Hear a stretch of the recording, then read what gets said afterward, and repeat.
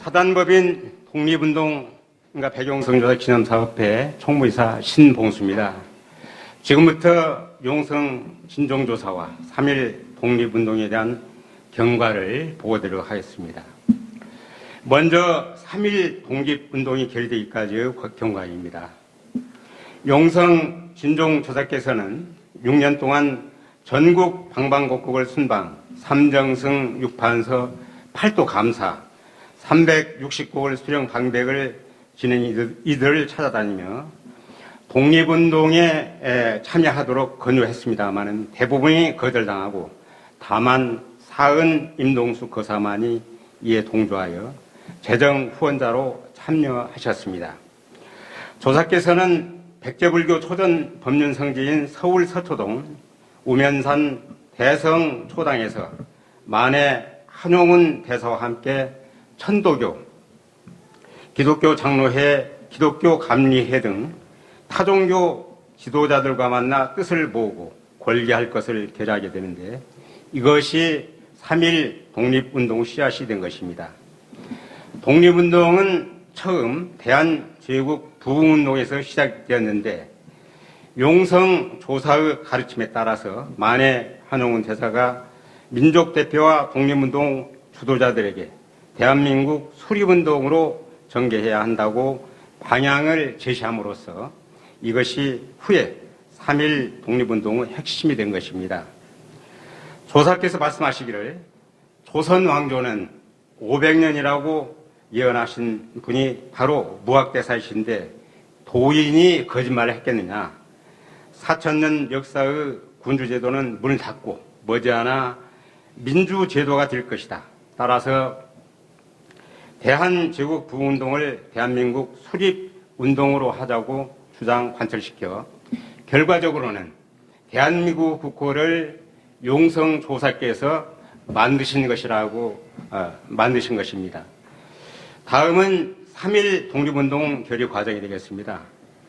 기독교, 장로교와 감리교 측에서 각각 11분씩 민족대표로 해달라고 강력히 요청했습니다만 조사께서는 독립운동은 사람의 힘만으로는 이룰 수 없고 도리천인 33천 하느님의 보호하심으로 전개해야 한다며 민족대표를 33분으로 구성하자고 제안하였습니다.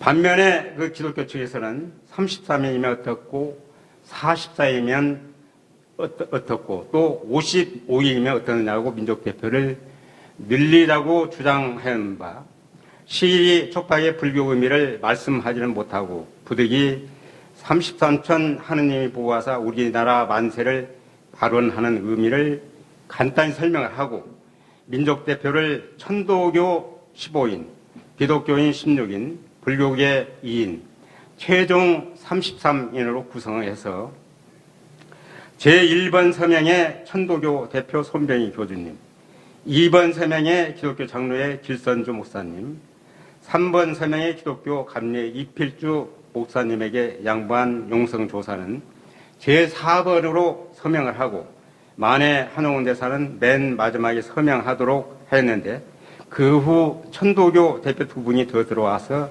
만해 한용운 대사는 31번째로 서명하게 되었습니다. 독립운동 자금 마련 방법은 천도교 손병희 교주에게 이완용 대감이 나라 팔아먹은 대가로 받은 돈이 5,000원이니까 나라를 되찾으려면 5,000원을 독립운동의 기초자금으로 모아야 한다고 제안을 해서 불교계에서 임동수 거사가 책임자가 되어 천도교와 함께 5,000원을 모았고 기독교 측에서도 부흥회를 겸한 독립운동 전개에 합류하게 되었습니다. 다음은 3.1 독립운동 깃발을 태극기로 결정하기까지의 경과가 되겠습니다. 독립운동 깃발은 천도교 측에서 38 동방목이 푸른색이므로 하얀색 바탕에다가 반도기를 그리자고 제안했고 기독교 측에서도 받아들이는 분위기였습니다마는 이에 용성조사께서 우리가 신라, 가야, 백제, 고구려 후손인데 반도기로 정해버린다면 옛날 발해의 옛 땅, 또 고구려의 옛 땅을 포기하는 선언임과 동시에 삼천리 반도강산만 대한제국의 영향만으로 한정된다. 따라서 대한반도기 대신에 태극기 물결을 일으켜 이 진리의 조국이 한반도임을 알리는 계기로 삼자고 역설하셨습니다. 다음 3일 독립운동 당일 드디어 서기 1919년 김인현 3월 1일 경성 종로 인사동 태화관에서 당시 민족대표 33인 중에서 29분이 모여 만해 한용운 대사가 독립선언문을 낭독하고 대한 독립만세를 힘차게 외쳤습니다. 이때 용성 진종조사께서는 수발된 기생들에게 천도교 대표 등과 기독교 장로회 대표 등과 또 기독교 감리회 대표 등이 만해 한용운 대사의 독립선언서 낭독 이후 만세 3장이 끝나면 모두 뿔뿔이 자기처서로 흩어져 버린다면 어떻게 삼천리 강산 방방곡곡 2천만 동포가 독립운동의 한 물결을 일으킬 수 있겠는가? 그러니 오늘 모인 29인 조선민족대표가 일본 제국주의 식민독재 조선총독부 경찰에게 체포되어 서대문 감옥에 구금이 되어 앉아 있어야만이 다 함께 독립운동 물결을 일으키지 않겠는가라며 애국심을 불러일으키는 말씀을 하시면서 조선민족대표를 서대문 형무소로 인도하도록 민족대표 두루마기와 신발을 감춰 놓을 것을 요청을 했습니다. 한편 그 시자 태안에게는 태화관 기생들에게 일러두었지만 재확인하라 하시며 만해 한용운 대사가 독립선언서를 낭독하고 민족 대표가 다 함께 대한독립운동 만세를 부를 무렵 헌병대에 미리 연락하고 종로경찰서에 연락을 취하여 민족 대표 29분 모두 한 사람도 빠짐없이 체포 구금되도록 지시를 하셨습니다. 그래야 전 국토에 이 소식이 전파되어 독립운동 파장을 일으킬 수 있다는 그런 말씀이셨습니다. 이에 따라 민족 대표가 대한독립 만세를 부르는 그 시각에 헌병과 경찰이 태화관에 들어닥쳐 29분 민족 대표 모두 체포 연행됐습니다. 용성 진종조사의 의중하신 바대로 진행이 된 것이죠.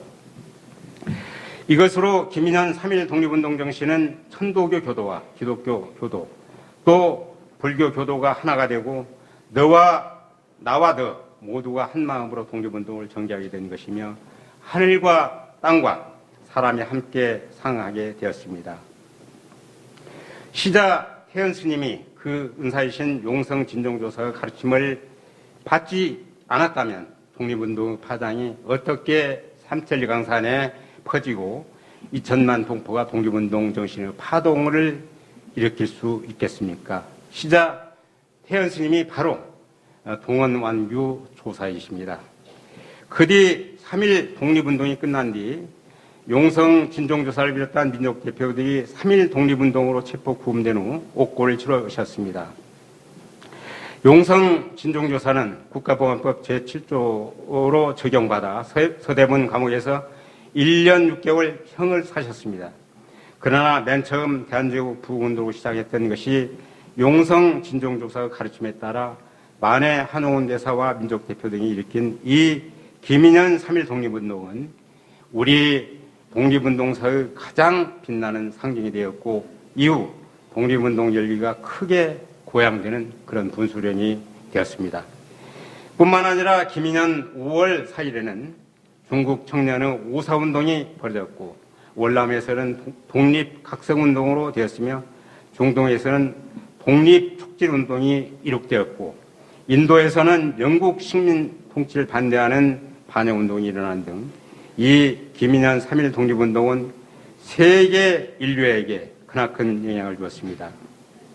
이는 온 결여와 온 인류 그리고 만중생을 위하여 발원하였던 용성 진종조사의 선각자적인 가르침과 향도가 있었기에 가능한 일이었습니다. 이 밖에도 용성 진종조사께서는 윤봉길 의사를 만주 임시정부에 보냈고 또 독립장을 만들어 지원하는 등 많은 업적이 있지만 시간 관계상 3.1운동 중심으로 간략하게 경과 보고를 드렸습니다. 감사합니다.